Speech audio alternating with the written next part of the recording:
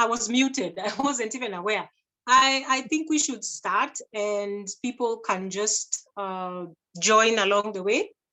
Yeah. And okay, because the honor is to me to introduce you, Lucy. That's right. I think the best is that you can do it, but let me start. That I'm so honored and delighted that you want to take the chairship, you can say so. You are from now on the chairperson of this very interesting and important group.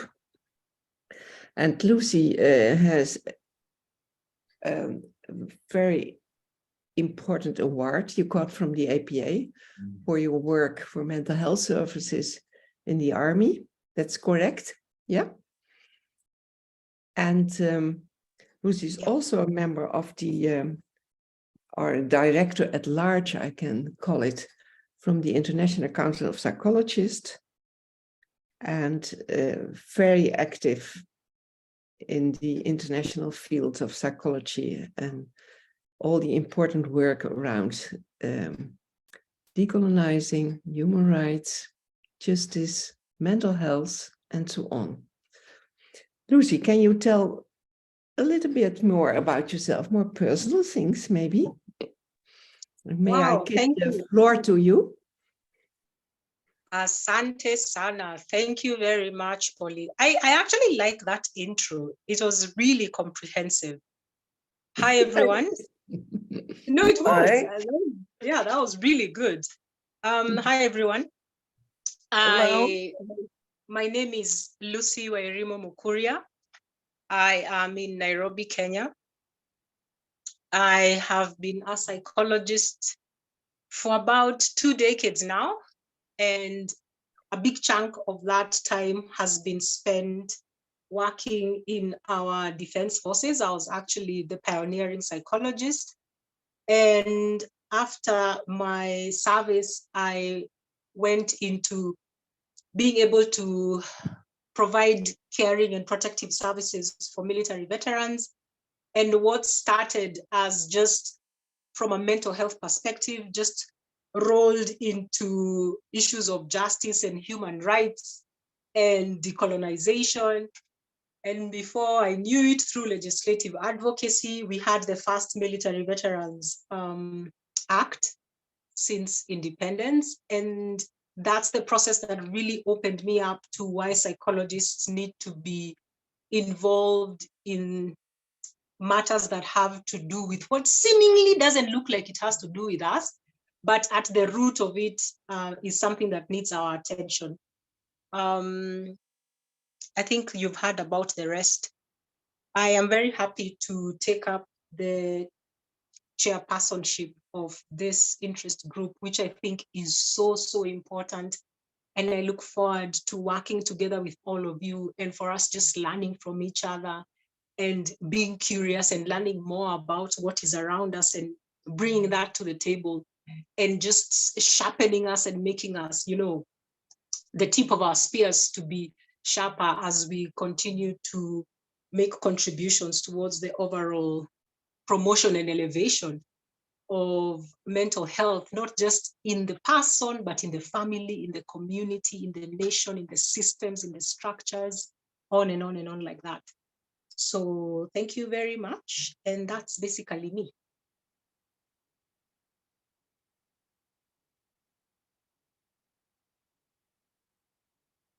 Thank you, Back Lucy. to you, Polly. Yeah, but I may give the floor now to you to chair this meeting. Okay, great. I feel like I should switch on my, I hope it won't bring interruptions. I think everybody can see me. That's me. If there is any sort of like hiccup, I'll just have to remove the video, but that's me. Happy to be here. So according to the agenda that we sent out, we were going to do the introductions and we were going to talk about what it is we want to map out for the coming year. what we would like you to think about and make contribution towards. And we were going to finalize with the conversation on the danger of a single story. I hope everybody had the opportunity to listen to Chimamanda Adichie Ngozi as she gave that very explosive TED talk that I believe changed hearts and minds, systems and processes. So let me just begin by outlining what my vision is for this coming year. And as much as I'm the chair, Foley is also the co-chair, just so that that's clear for everyone. It's important to have the structures well known. Right. So the first thing I think we wanted to be able to do is to have our different members being able to make a contribution towards finding out the kind of conferences that interest us, that are happening around them, whether it is virtual, whether it is physical. Let us know so that we can put everything in one pot and be able to share it with everybody else. So it's basically the year about educating ourselves more and educating each other, like I said before. So of course, if you're making a presentation, if you know somewhere a presentation is being made, if you know somewhere a conference is going on, let us know beforehand, okay? So conference presentations and attendance are one of the ways. The second way we would want all of us to begin to appreciate the core of our gist as the decolonizing interest group is through immersive experiences that include observation and just every day to day. Just become more observant with what is going on around you, how you're able to probably notice what is happening at your workplace, at home, what are the post-slavery or post-colonial or neo-colonial symbols around you, or communication, even advertisement, just be aware about that, or even forms of communication and language, dress, organizational structures, institutional structures as well. Just be open to those things.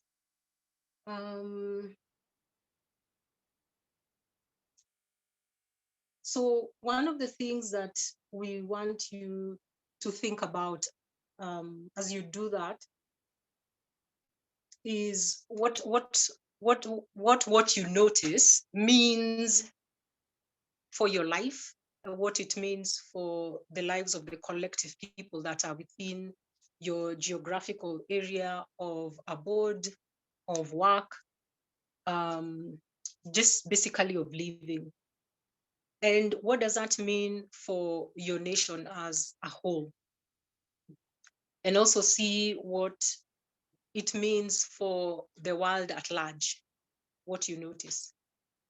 Also begin to think about what your role is in this whole process as a psychologist who is attuned towards post-colonial and post-slavery neo-colonialism.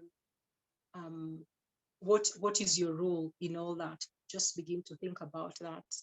Bring it to the table, which is, I guess, the Zoom, and yeah, let's be able to talk about it. You can also examine what forms of decolonization are also around you, because that is also going on, right? There's what we are going to notice that we hadn't before, but there's what is also going on that we might be aware of. How is this decolonization happening? Is it through violence? Is it through debate? Is it diplomacy? Is it legislatively? Is the constitution being leveraged? Is it leadership? Is it through education? Is it through public communication? What's happening around you? Let us know. Okay. And we also just want you to once again, just to begin to think about what your role is in all this, not just in the background as thinking about it, but even through communication. What would you be able to say about that? So we thought that it is convenient for everyone to be able to make it at least for 4 meetings for the rest of the year. Okay, this being the first one, of course. So we'll meet once every quarter. In between, there will be communication. There will be back and forth exchanges as is necessary. And because we are moving as a collective, I think it's okay to just have emails that you go reply to all. Sometimes people don't like that, but I think we shall be able to use our wisdom when you're saying, whether you're replying to the person you're replying to or you're replying to all, I leave it to your discretion to make that decision.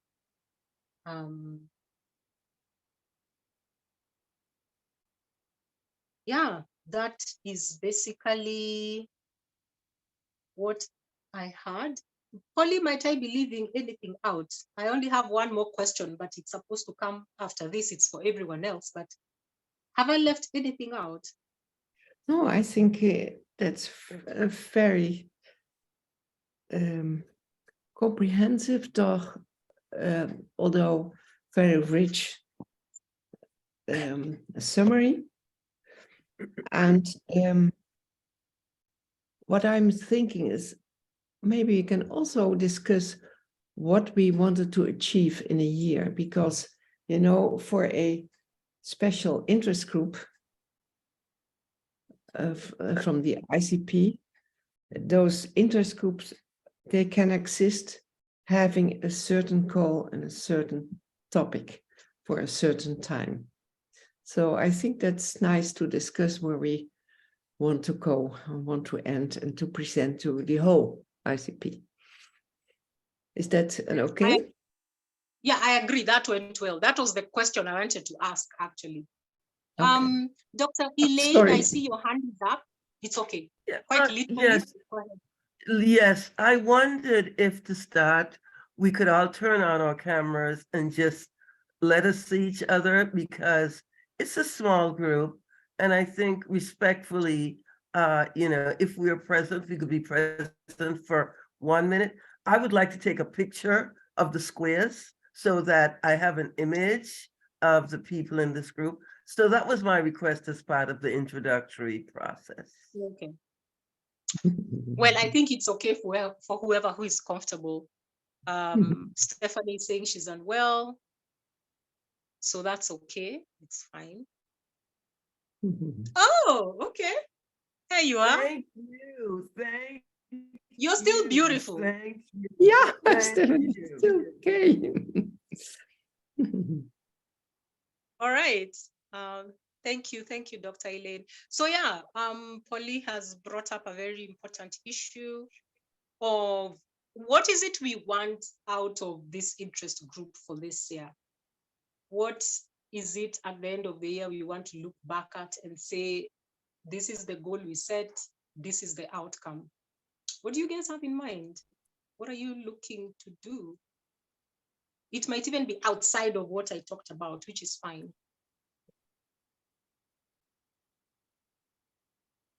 I received a letter of invitation for papers that are due today for the ICP decolonization.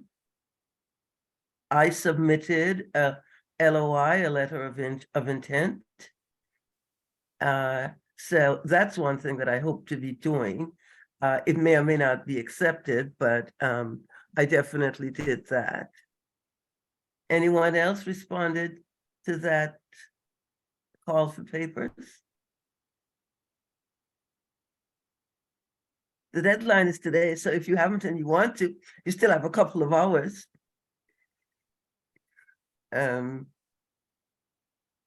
Is it in front of you? Because I don't know, I'm looking at people and I'm thinking, are they even aware of it? So maybe that's where I want to start from. Do you ladies know about it? Maybe, no, they don't. There you go. Could somebody, Polly, I don't know, are you in a position to just whip it up and read it? Oh, No, wait, no, I've seen no. it. It's at the bottom of the email. It's the letter of intent deck. I think it's the same thing, right? Yeah, letter of intent, Yeah. LOI. I mean, we can take 2 minutes and somebody can read it. Well, I mean, it's a letter of intent that's due today. And I'm sure if someone submitted something tomorrow, it would be perceived kindly. But it offers you an opportunity to talk about decolonization in psychology. My first concern was the word decolonization, because I do not know that psychologists ever colonized a place or a group of people physically. So that was my first argument. And I chose a different structure in which context in which to discuss it. But that's basically it, you know. The concept of decolonization of psychology has been around for a little while, and they're inviting folk to contribute to the idea. Is it necessary? Is it not necessary? Is it fake? Is it? I mean, there are a bunch of angles that you can approach it from. So I think it's a wonderful opportunity to raise the issue. The word that I chose to use in my LOI is decoloniality. I keep blocking that because we have not physically colonized anybody. And I think someone who's quite clever could kill the whole issue with just focusing on that. But decoloniality means that you're controlling the epistemes, you're controlling the epistemology, the ways of knowing, the distributions of knowledge. So that's one issue that I took up in my LOI. So I just threw that out as, you know, something to stimulate folk about things that that are there to think about. It also asks for practical ways in which groups of people might have, quote, liberated themselves. I thought that was going a little far, because you have to understand the wound before you can begin to make serious recommendations about healing it. And you know, psychology has had over 100 years to put together practices. And if we're talking about alternate practices, they have to have time to be developed and tested if they're going to be respected. So that was the tenure of my LOI. So any other ideas about what might be a focus of attention? Was that helpful? Yeah. Maybe we can make a little round or so. Lucy, is that an idea? It is. I actually just want everyone who nodded to say something. Go ahead. I'd like to introduce myself first. I'm sorry I was a bit late. I had a crisis situation with a student, but it's on the way of resolution. My name is Elena Kim. I come from Kyrgyzstan, which is in Central Asia. Currently, I am teaching at Bard College, New York, in the Department of Psychology. I teach courses like diverse issues in psychology, gender and race in the history of psychopathology. It's a content that is new for this kind of place, but normally I teach psychology at the American University of Central Asia in Kyrgyzstan. My interest in this group and also in the issues of decolonization and decoloniality comes from the history of psychology in Kyrgyzstan, which was largely the history of Soviet and Russian psychology and psychological research. And a colleague of mine did a study on traditional Kyrgyz forms of psychological healing, but it wasn't perceived well, it was perceived like more like a, oh, like an exotic ethnographic piece rather than anything serious. And for me, it's very problematic because I find this to be a very oppressive epistemological regime, of, and, the hierarchies of knowledge. And I'd like to do something about this, but I don't know what. The scholarship on decoloniality is something that I recently discovered, and it immediately inspired me because I felt like someone put into words what I felt. So I'm very excited, but also curious and hopeful to learn more about how to wrap my head around all this and be more knowledgeable. Therefore, maybe a better educator and researcher. Yes. Yeah, I'm just right now thinking about what, in the few hours that is left, what could be a good abstract to propose. What could be, a good proposal too. For this. If I may, I would like to probably suggest collaborations, because that in a nascent discipline and a nascent opportunity will strengthen our understandings. Two people can do a paper together and, kind of support each other and vet each other instead of struggling all by themselves with a new and nascent opportunity. So I'd like to throw that out. Mm-hmm. I'd be happy to be part of that. Yes. Yeah, may I go ahead. Yes, first. yes, go ahead, Polly. Okay, I have a question, Elena. Do you like to write more about the post-colonial influence of Soviet Union, or because there is now raising some literature, and I am not so sure if you are aware of the Global Network, the website.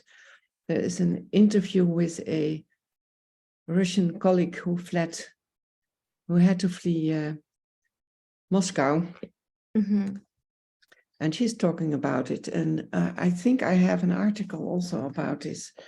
And what I have found that a lot of literature researchers are writing about. And this is so interesting because the whole war now in Ukraine, on Ukraine, I must say, is a kind of colonial war. Yeah, absolutely. Yeah. And exactly the things they are doing and so on. So it's, for a psychologist, so important to open up, to show the mechanisms and what's going on and the effects of it. I would love to do that. And if you could pass on the materials that you have, that would inform my thinking, because I'm really at the very starting point of my, journey in terms of research and more systematic thinking and reading on that. So I'm so happy already that I'm here today. Happy to see you. Thank you, Elena. At least one of the purposes of this group is already being fulfilled. It's a place where you come to and you're going like, those are the words I've been wanting. Oh, they've been at the tip of my tongue. That's what yeah. So community fellowship, it's definitely going to be something that everyone is going to be able to find here. I wish you all the best as you put that together. And just to piggyback on what Elaine is saying, we can be able to, collaborate and write something up.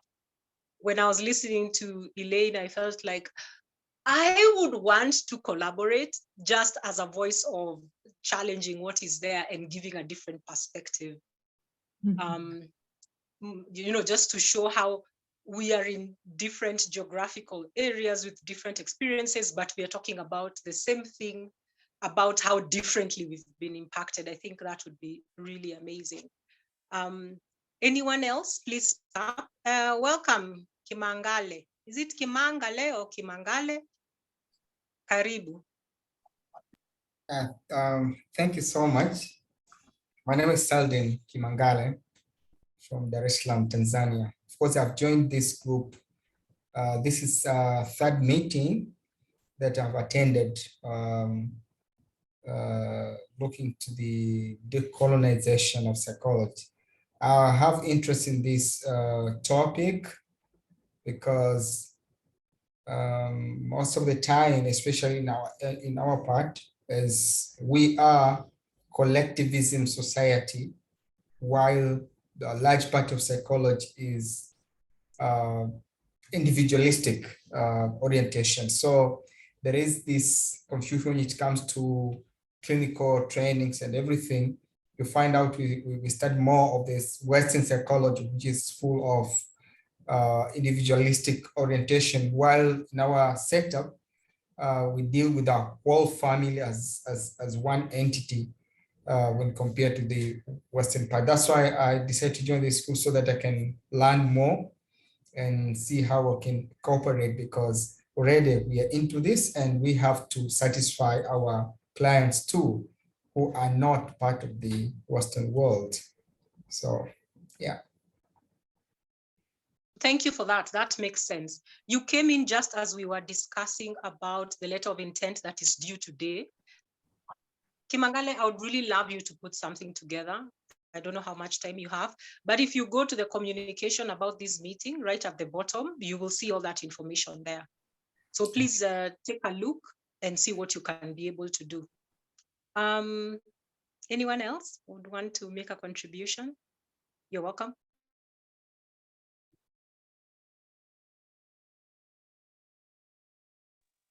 Does anyone Hi. have the power to Hello. request a delay of deadline for those who have not heard about it or somehow missed it? Could there No, be it's okay. special dispensation? Hannah, go ahead. Right. Hi. Good evening from my end. As I mentioned a while ago, it's past 10 here in the Philippines. So I'm a psychologist here in the country. I've been practicing for about 10, more than 10 years, 10, 11 years. And I've done my research with indigenous peoples, and that's when I truly learned about how decolonizing in terms of mindset, thinking, Western psychology is. I've grown to love, of course, the concepts and all that, learning about psychology. But then when we're on the field and faced with Filipinos, faced with, people in the real world, it's not these Western tenets of therapy, of helping, that would kind of be more effective for them, for people on the ground. So that's really my turning point. So I've been doing a lot. I'm heading this organization where we provide nationwide mental health services called MLAC, Institute for Psychosocial Services. And we yeah we get involved with policies and technical working groups in the Senate and Congress in my country, and just trying to kind of forward a more culture-based approach to helping people, because sometimes that disconnect is kind of causing more harm than good.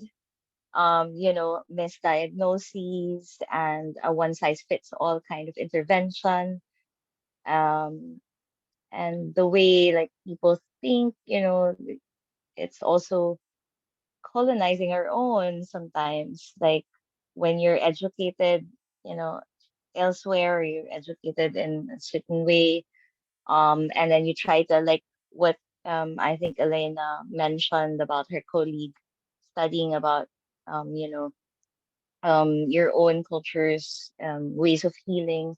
I've experienced something very similar also in the Philippines, and yeah, so yeah, when I also studied abroad, that's my like that's really a reckoning for me, because I'm like, yeah, I've got to embrace my own, and I'm glad that ICT has this special interest group where we can just, air out our sometimes frustrations, and it's a safe space maybe to just be more academically or intellectually free in what we're in our ideas and maybe hoping and dreaming together.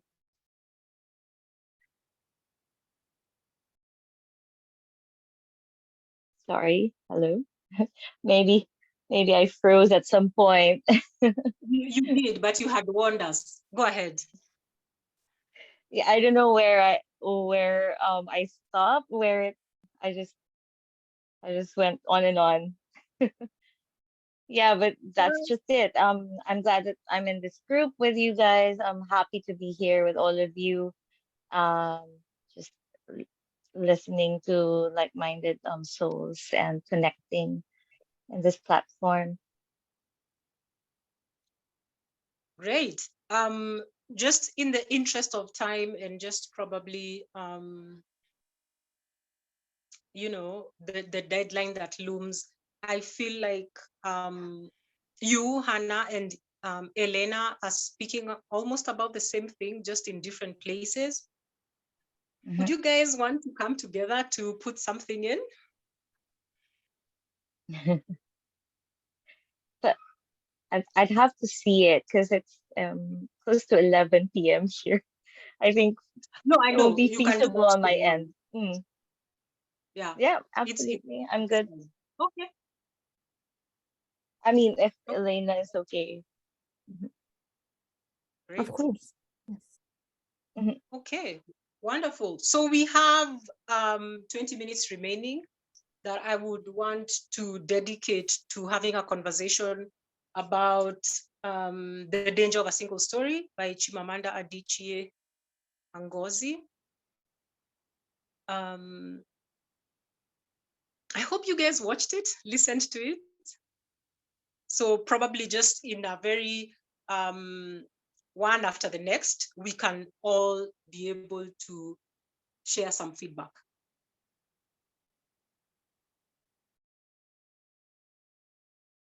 Whoever is ready can go fast.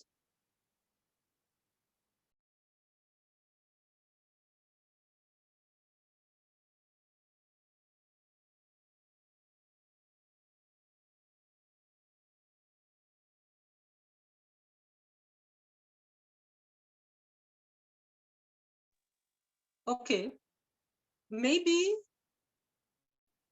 or pulling up my notes. Okay, thanks, Stephanie. Because I was about to ask whether it could be perhaps you all didn't get a chance to listen to it and watch it. Because if it is, oh, you did? I can start. That went by. I mean, I've seen it so many times. Oh, okay. It So was yeah. certainly not new. In New York, she chose a book by her for New Yorkers to read some time ago. She did a very beautiful tapestry weaving the concept of a single story. With respect to this meeting,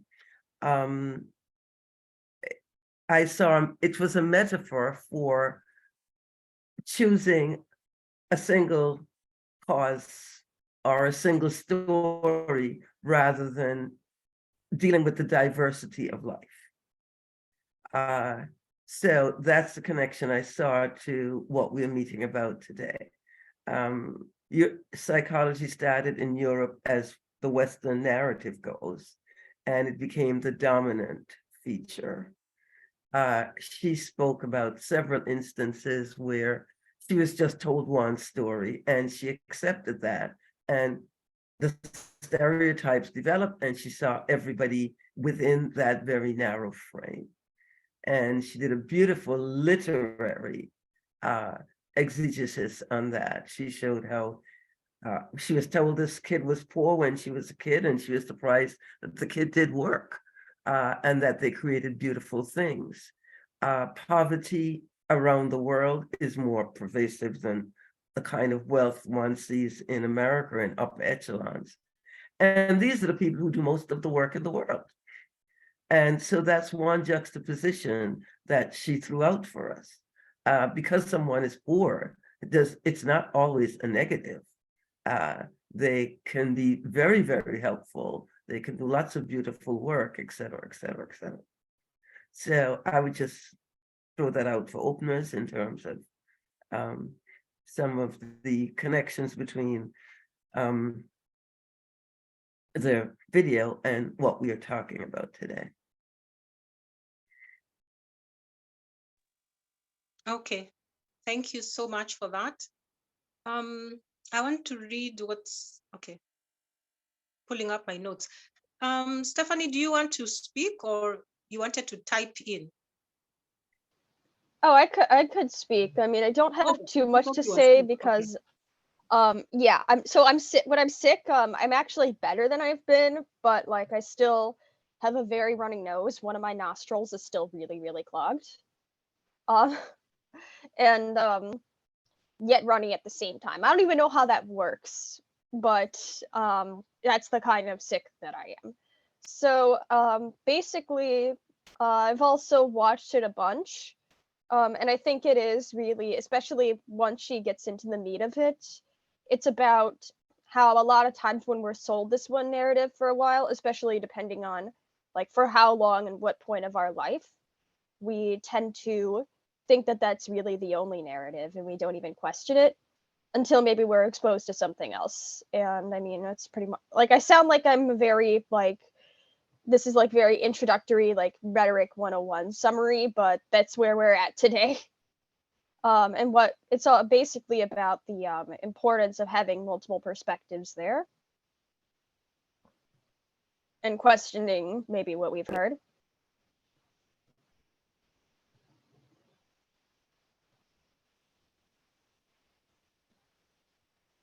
Are you finished, Stephanie? Yeah, I'm sorry if that's not what everyone wanted Oh, from this no. discussion. It's pretty, like I said, very Spark Notes version. Quite all right. Remind me at the end of this to teach you a technique you can use to actually open up your nostrils just before we finish. To what? Oh, yeah, it's an asana. It's a yoga movement. oh, Yeah, is it where you rub? No. It will involve your whole body. I'll tell you. Oh, got it. Okay, later. well, yeah. Well, So I think for me, I wanted to be able to, I think why Chimamanda's story was very important is, you know, it doesn't discriminate. It doesn't say, oh, this is only meant to challenge Africans. This is only meant to challenge people in the global north. And actually, it's supposed to challenge you if you're a human being. Because like for us, when I think about myself when I was growing up and I'm hopping and I'm skipping and I'm going to school, I'm like, oh, that school is called Dr. Kraft. Oh, who was Dr. Kraft? Oh, Dr. Kraft. He came to Kenya and he's the one who discovered Victoria Falls. And I'm like, what? And so as a child, I used to be like, what? You mean all this time? These people, of course, at that time, they were not called Kenyans, you know, because, you know, Kenya is, again, Kenya is a boundary that was set up in 1983 when they were splitting up Africa. But I used to be like, you mean all those people who are living there, they had never walked to the fall? That's so amazing. I don't understand. But in my mind as a child, I go like, is it that we are blind, we are stupid, we are afraid? These are the questions I used to ask myself, okay? So then you hop and skip and jump again. And then here I am, a grown person, my daughter is in school. And then she comes home one day and she's telling me, so I'm like, oh, how was your day? What is the new interesting thing you learned? Oh, mom, today we were being taught about the benefits of colonization. I'm like, scratch that. What? Benefits of what? So again, there's that narrative, you know, if we never came to Africa, you people would still be walking around naked. You'd be, again, you see, we're talking about single story. So I feel like from my perspective as an African, I have the opportunity to ask myself, what is beyond what I know? What is it I don't know that I don't know? And the person on the other side has the opportunity to ask themselves that. So the power of the danger of a single story is that it challenges all human beings to consider what is it they don't know that they don't know wherever they are. And I think that is what is able to like make people humble. I think I'll say that, make people humble, because it's only when you begin to accept that you don't know what you don't know is how you might even realize you've been living a lie. Because now it took parents coming together and going to school and saying, you cannot be serious. But remember, this is in the syllabus, the Kenyan syllabus, you know? This is what teachers have been taught they have to teach. So it's not just about telling your child this is not correct. This is also about being able to inform this educational system that it doesn't know what it doesn't know and why that is harmful. So that's my take. Somebody else can go.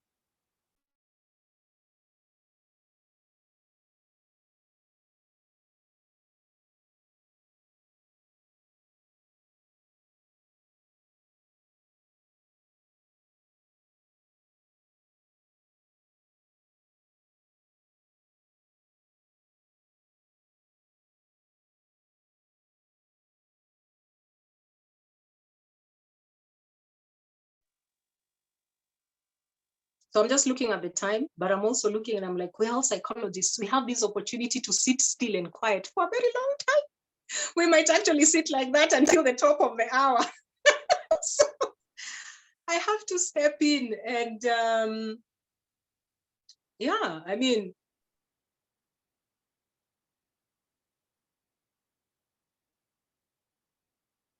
sorry, Polly, you're muted. Go ahead. This is a very interesting point, you know, and I think that will be part of our discussion this year. I hope that we psychologists, we have a societal obligation, a duty. We have to speak openly. And, you know, we have to form a counterbalance to all the economic talks and the economic politics. We have to bring to the fore the human factor, as I call it. I think this is so important. So we have to bring new narratives into society.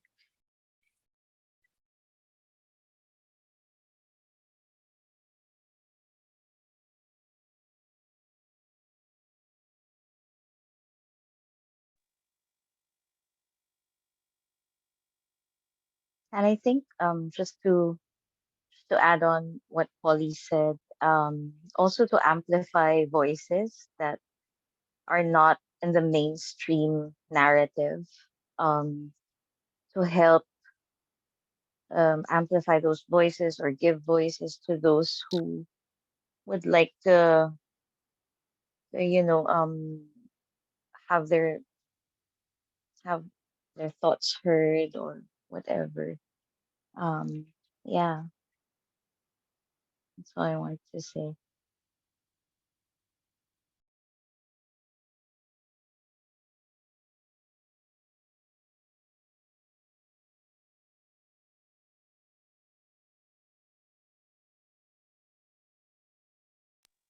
Go ahead.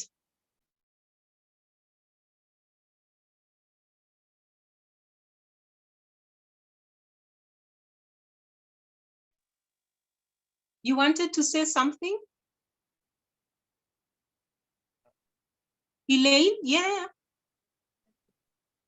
I wanted to also throw out to this group the fact that we're all engaged in the most consequential experiment of humankind, climate change.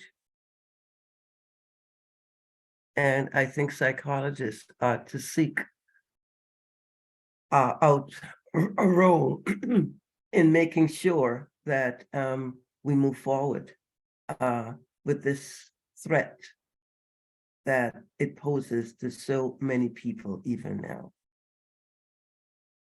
This is a problem that divides the world into the have and the have-nots. Africa, 3% carbon footprint. European countries, a whopping double-digit percentage. And the strictures that are being put on these countries that are trying to avoid the effects that are already affecting them and to continue to support their communities is problematic. And I think there's a role for psychologists to play in that fundamental survival issue. So this is an experiment, a natural experiment of great consequence. And I think psychologists would want to be a part of that.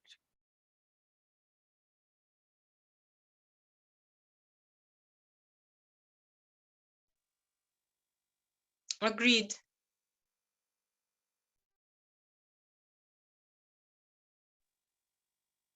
Okay. Does anyone have some closing thoughts? I think for me, I want to start by saying what we've talked about, I'll put together and it will be sent to you, just so that what we have, because I didn't hear any opposition, what I have proposed is what we are going to make an attempt to do and just enrich it. What I'm sending are just bullet points, and then you can just let your mind go from there. And let's meet on the 30th of June. Please mark your calendars. That will be our next meeting. And I'll be looking forward to see what letters of intent you guys are going to come up with. And in between, we shall be able to communicate, maybe do a few survey polls and just see what's going on with you wherever you are. And of course, if you have any question, concern, contribution, please just put it through.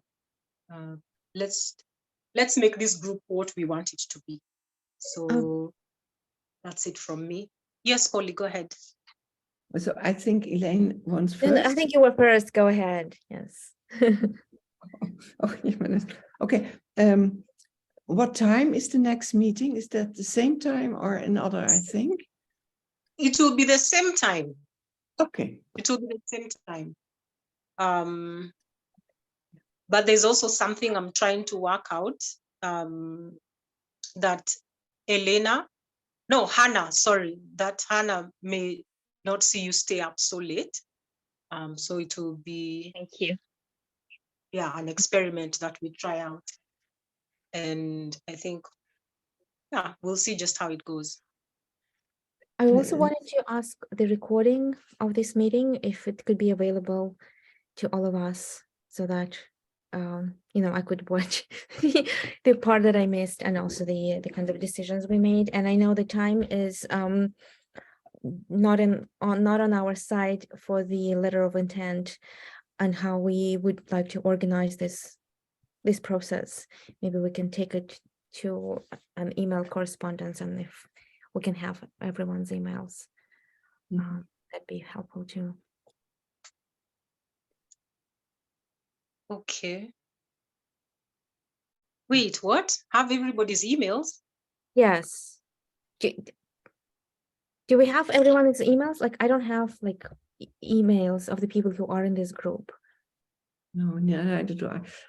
And isn't it an idea that we all write a few lines about ourselves, where we are and our interests, something like this with the email? Is that an idea? Just for the small group?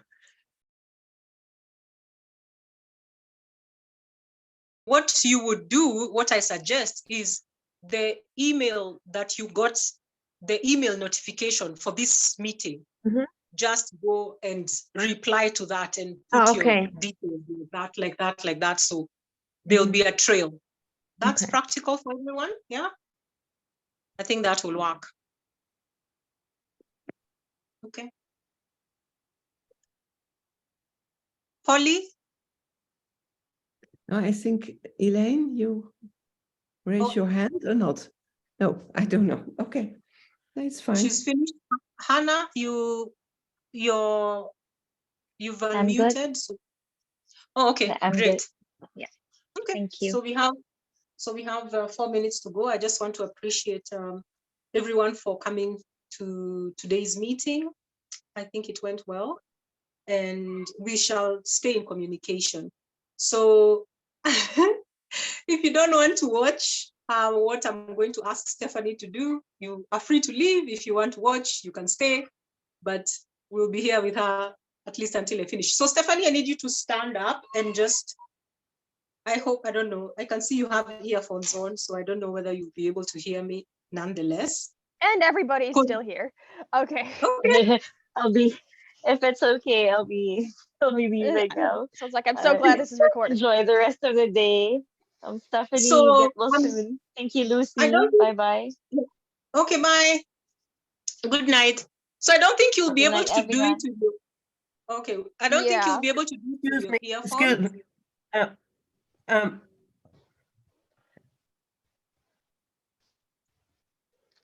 Oh, it Please froze. go ahead, Elaine. Oh, God. Elaine, you wanted to say something?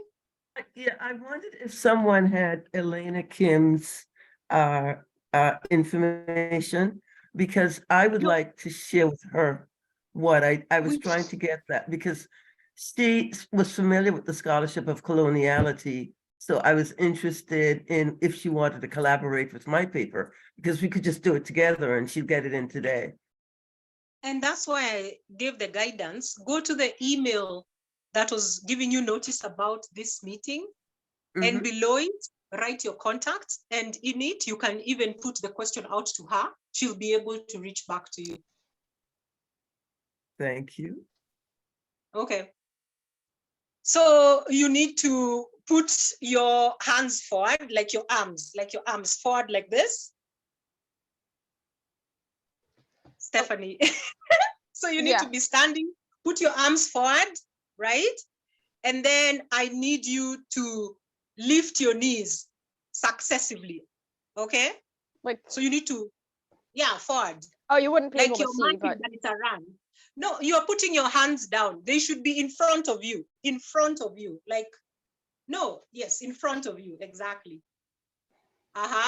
So, oh my God, do I need to do this? So it needs to be like this. So you need to do it like this and then do like this. so it's kind of like running in place, except your arms in front of you. So do that as you breathe normally. I think it's working No, a your bit. hand, you're dropping your elbows. Yeah, in my front of arms you. just don't go straight. I'm not strong. Okay, try But- now. Yeah. You can't really tell because I'm positioned the way that Do you I think- am, but Do you feel like you're taking your knees as high as they can go? well, my desk is right here. There's really a limit to what I can do without injuring myself. Okay, not do much it at room, your own but- time. No worries. Do it at your All own right. time. Yeah. It will clear immediately. All right. I have to That's a good go. idea. I actually have I have a meeting that's